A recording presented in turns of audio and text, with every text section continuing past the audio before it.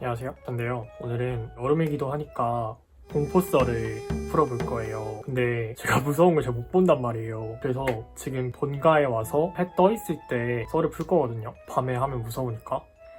화면 밝기를 편집으로 낮춰볼까?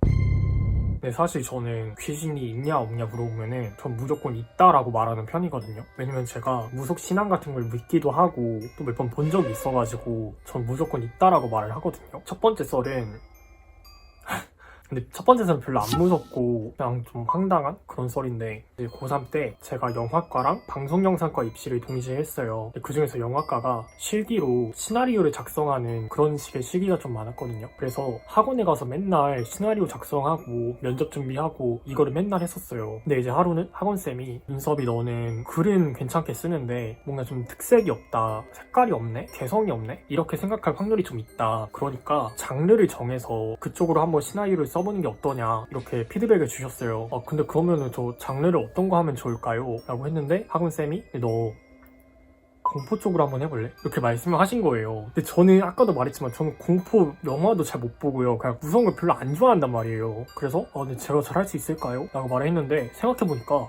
뭔가 그 입시에서 공포 쪽으로 시나리오를 쓰는 사람이 별로 없을 것 같은 거예요. 그러면 제가 몇 개 써볼게요, 뭐 영화도 좀 참고를 해서 볼게요, 이렇게 말씀을 드렸어요. 제가 그 당시 학원을 일주일에 한 번 갔거든요. 그래서 그 남은 6일 동안 계속 공포 영화만 보고 계속 막 시나리오만 썼어요. 공포 영화 시나리오. 그리고 소설도 막 그런 거 있잖아요. 스티븐 킹 작가라고 되게 공포 소설, 공포 그런 이거인 사람인데 그분 작품도 계속 보고 그랬어요. 그러다 보니까 일주일만 이걸 했는데 완전 막 피폐해지는 거예요. 너무 막 무기력해지고 그랬었는데, 어느 날 잠을 잤는데 가위가 눌린 거예요. 머리 위에 창문이 있거든요. 그 창문으로 막 누가 막 똑똑똑 똑똑똑 이러면서 두드리는 거예요. 그때 제가 24층 꼭대기 살 때거든요. 그 밖에서 들리는 톡톡톡 소리가 이게 사람이 하는 소리일 수가 없는 거예요. 그게 발끝에 힘을 계속 막 주고 있었어요. 발끝에 힘 주면 가위가 풀리잖아요. 그래가지고 이러고 막 힘주고 있었는데 눈이 딱 떠진 거예요.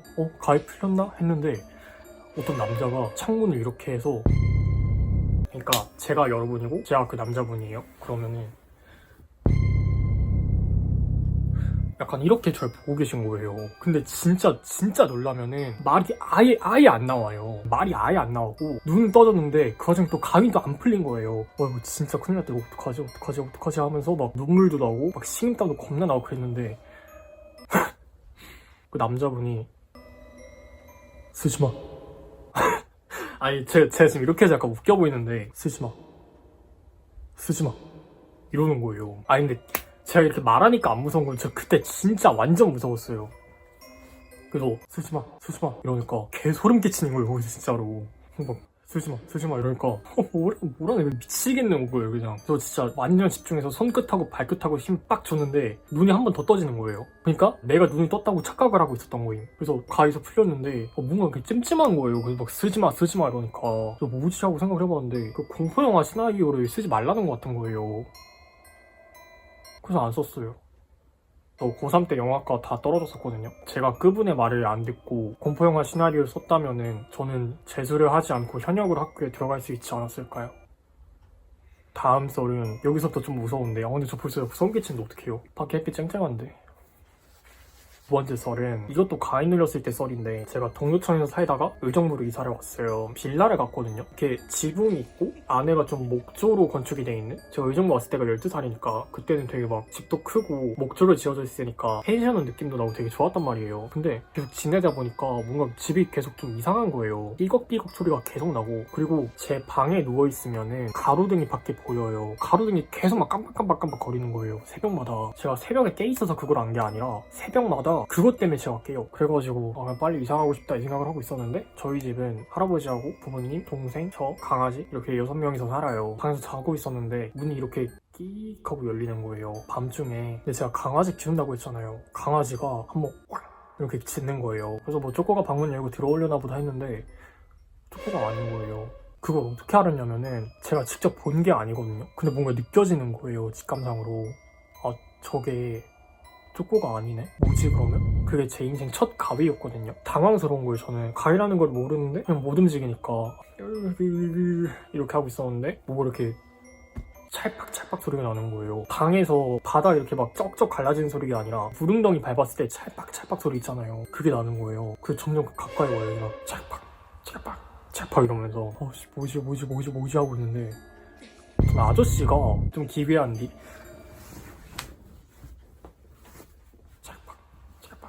이러면서 막 기어오시는 거예요, 저한테. 그래서 그 아저씨라고 할게요. 그래서 그 아저씨가 이렇게 막 찰팍 오더니 갑자기 아무 소리가 안 나는 거예요.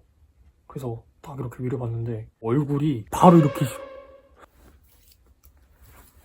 이러고 막 바로 옆에 있는 거예요. 제 옆에. 저 그래서 그때 막 쓰러졌어요. 실신해갖고 제가 막 소리 한번 크게 지르고 쓰러진 거예요. 그래서 이 다음부터는 제 기억은 없는데 엄마랑 아빠랑 저를 병원으로 끌고 갔대요. 근데 나가는 와중에 강아지가 계속 제 방 그 창문 쪽 있잖아요. 그 가로등 쪽 그쪽으로 계속 막 짖었다는 거예요. 그래서 아직도 가비하면은 이 그 쓰지마보다는 아저씨가 더 먼저 생각이 나요. 근데 저는 진짜로 그런 게 있다고 믿어요. 제가 어제 들은 건데 진짜 있다고 믿으면은 진짜 있고 없다고 믿으면은 없는 거래요. 그래서 무서우신 분들은 없다고 믿으시면 돼요. 근데 저는 있다고 믿는 이유가 뭐냐면은 제가 지금 안성에서 자취를 하거든요. 근데 뭔가 편해요. 그러니까 이게 자취해서 혼자 살아서 편하겠지 이것도 있는데 저희 학교가 진짜 산에 있어가지고 그 인근에 산이 좀 많아요. 근데 제 할머니랑 친척분들 산소가 저희 학교에서 진짜 차 타고 5분? 7분? 그 정도면 가는 거리에 있거든요. 기분 탓일 수도 있는데 할머니랑 친가분들 산소가 거기 있으니까 뭔가 일이 좀 잘 풀리고 힘들 것도 좀 덜 힘들고 그냥 이거를 말로 설명 못하겠어요. 그냥 편해요 거기가. 어쨌든 저는 귀신은 있다라고 믿습니다. 근데 뭐 저한테 직접적으로 해를 가하시진 않았으니까 딱히 미워하진 않아요. 쓰지 말라고 한 분이랑 아저씨도 사정이 있지 않으셨을까요? 예를 들어서 막 아저씨 같은 경우는 자신의 잃어버린 아들과 내가 닮았다거나. 근데 자주는 안 봤으면 좋겠어요. 너무 무서워갖고.